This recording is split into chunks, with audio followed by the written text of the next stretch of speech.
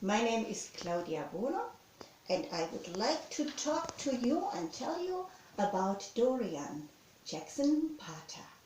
But before I do that, I tell a bit about myself. I am a German.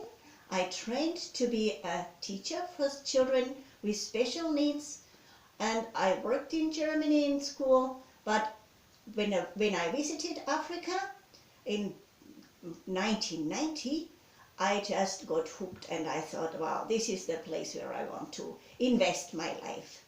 So I came to Africa. I ended up with Youth with a Mission. I did my discipleship training from there, and then I joined the University of the Nation in order to pioneer early childhood teachers training. So that is my background. I was working there for a number of years. I had several trainees. I finally left there to go to Ghana. But on a visit back in Uganda again, I met a former trainee. Her name is Merab, and she is very important. This is Merab. Merab has 2 sons, and she had an adopted son as well, and that one was Dorian.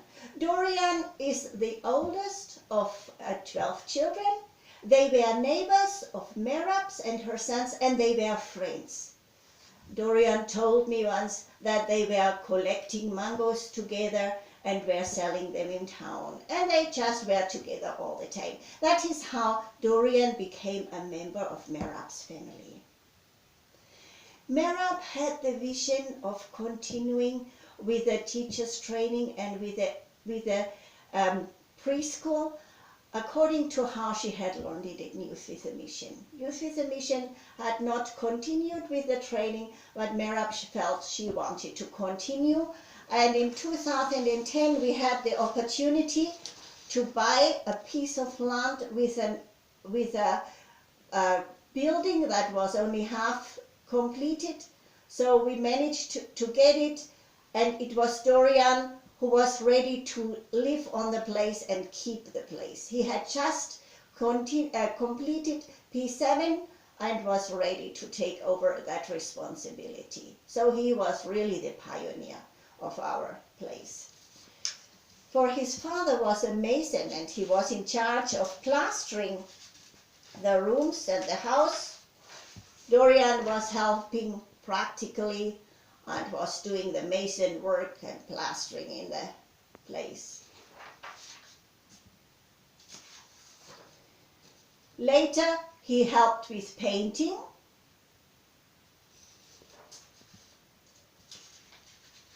So he was on our construction and pioneering team and was a major part of it.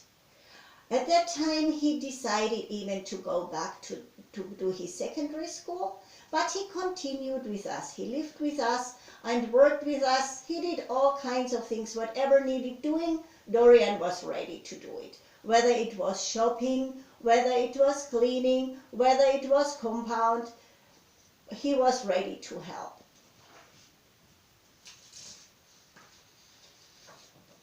He got very much involved with making learning materials. We did most of our learning materials that we needed in the preschool. We made it ourselves, and he was the one who did the printing with the screen printing equipment, and even the cutting with a jigsaw or fret saw.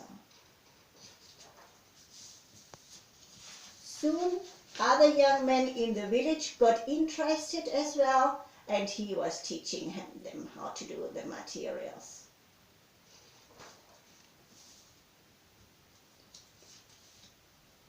We were running teachers training courses, and Dorian was helping with the material making, teaching material making to the teachers, to the trainees.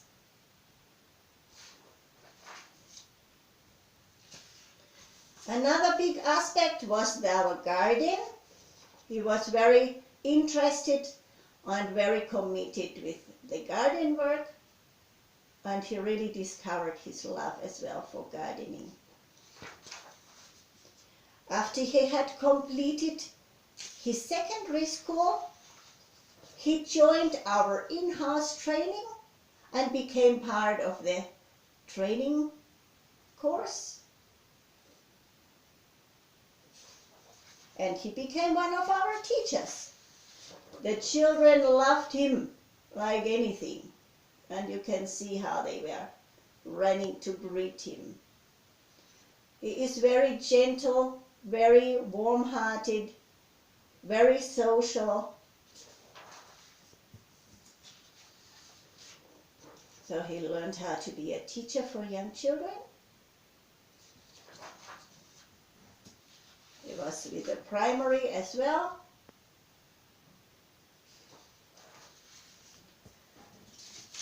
And he became part of the training staff.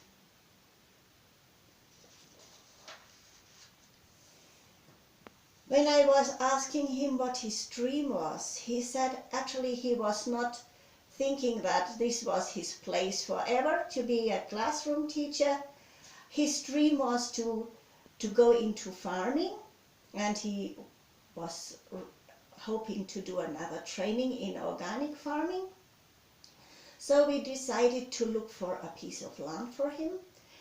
Merab's other two sons, who had just finished university, had problems with finding a job as well, so they decided together to start farming in the village.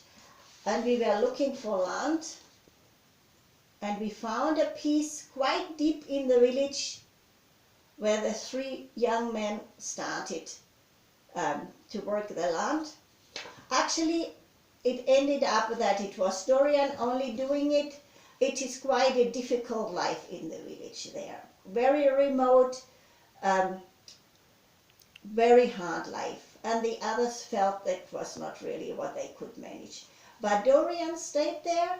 He went into farming, and very quickly the children of the village gathered around him. There are very many children that were left behind by the parents to stay with the grandmother. The parents were looking for other ways to survive, to find work in the town.